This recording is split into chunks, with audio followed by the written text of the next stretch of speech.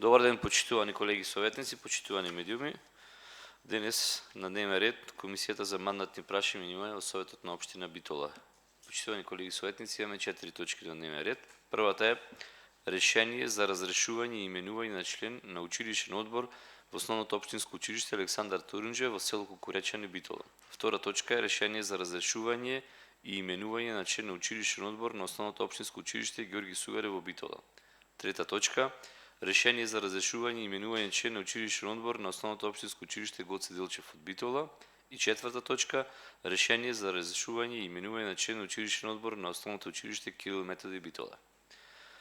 Почитувани, кој е за ваквиот дневен ред? 3 за. Сметам дека имаме кворум и со 3 гласови за одиме по дневниот ред. Прва точка. Решение за разрешување и именување на член на училишен одбор на Основното училиште Александар Турунџиев, село Кукуречани, Битола. Молам службите, кој беше името за разрешување?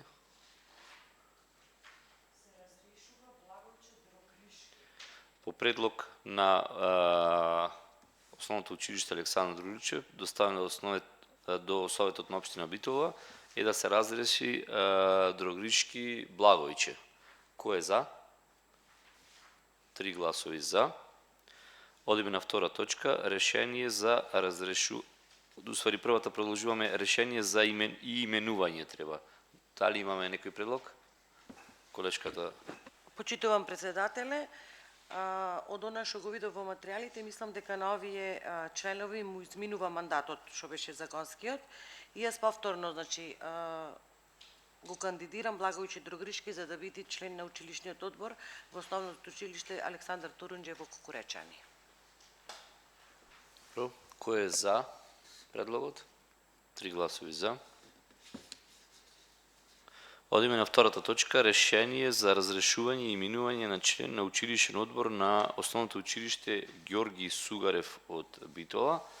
Од Основното општинско училиште Георги Сугарев од Битола имам известување дека заклучно 31.1.2025 му истекува мандатот од 3 години на лицето Горан Атанасовски, член на училишен одбор при Основното училиште Георги Сугарев, како представник именува од општина Битола. Дали имаме, прво дали го ставам на точка на дневен ред за разрешување на членот бидејќи мандатот. Кој е за? 3 гласови за. За именување дали има некој предлог? Повторно истиот да биде. Добро. Кој е за предлогот на колешката? 3 за. Трета точка. Решение за разрешување и именување на член на училишен одбор на Основното општинско училиште Гоце Делчев од Битола. Од Основното општинско училиште Гоце Делчев од Битола не известија дека согласно решение за разрешување и именување на член на училишен одбор Гоце Делчев од Битола од 31.1.2022 година, член 106 страна 5 од Законот за основно мандатот на Николче Лозаровски стекува на 2.2.2025 година. Мандатот му истекува за 10 дена. Небитно.